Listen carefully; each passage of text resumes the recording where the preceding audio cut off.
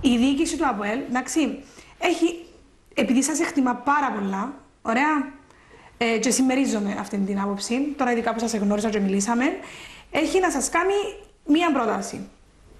Εντάξει, απλά για να ηρεμήσουν λίγο τα πνεύματα, εντάξει, και επειδή ξέρουμε ότι αρέσει σας το ποδόσφαιρο, ωραία, θα σας προσφέρει VIP εισιτήρια για τους αγώνες της Ομόνοιας. Απλά έτσι για να κατευναστούν τα πνεύματα και μετά... Να πάει στην κερκίδα της Ομόνοιας. Ναι, αφού είπα σας ότι σας προσφέρει VIP εισιτήρια για την κερκίδα της Ομόνοιας. Απλά για να μην είσαστε στο χώρο το συγκεκριμένο που ακούσαμε τα παράπονα που ακούσαμε. Λέω εγώ δεν σύμφωνο μαζί τους, αλλά... Τι σημαίνει να πάω στην κερκίδα της Ομόνοιας. Εντάξει, αντιλαμβάνομαι τώρα τι σας λέω. Τι σημαίνει αυτό το πράγμα. Τι πρόκληση θα είναι για τους Ομονιάδες. Έχεις την εντύπωση ότι να βάλει γκολ από έλξη, εγώ θα φωνάξω.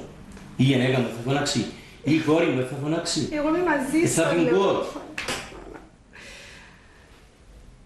Εντάξει, ενώ αν πιένουν οι κόρες σας και οι γυναίκες σας...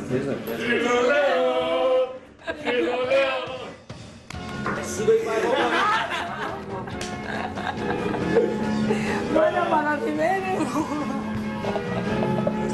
Χαίρομαι πάρα πολύ να σας γνωρίζω. Και γυρεύω απόψε τα πέναντα από έτσι, αλλά είναι η κοπέλα που κάτω μάνει ή από έλβανε. Τώρα πάντα μου την ερώτηση την δυο μου σίγουρα. Υπογράφαμε μια μνήμα σχεδάς. Άρα έπαιζες μέσα. Θέλω να ξέρω πώς νιώσετε την ώρα που σας είπα να πάτε στην κερκίδα της Ομόνοιας. Τούτο θέλω να ξέρω. Γιατί δεν είχατε άλλη επιλογή. Όχι. Για να ξαναδεί ποδόσφαιρο. Δεν θα πιένα, να σας πω γιατί δεν θα πιένα. Γιατί θεωρώ ότι θα ήμουν πρόκληση για τους ανθρώπους. Γιατί πιστεύω ότι στην Κύπρο είμαστε μια μικρή κοινωνία. Ο πολλής κόσμος γνωρίζει τον πολλή κόσμο. Δηλαδή, μέσα στους 30 που θα ήταν κοντά, κάποιος θα ήξερε ότι ματούσε με τα ΠΟΕΛ.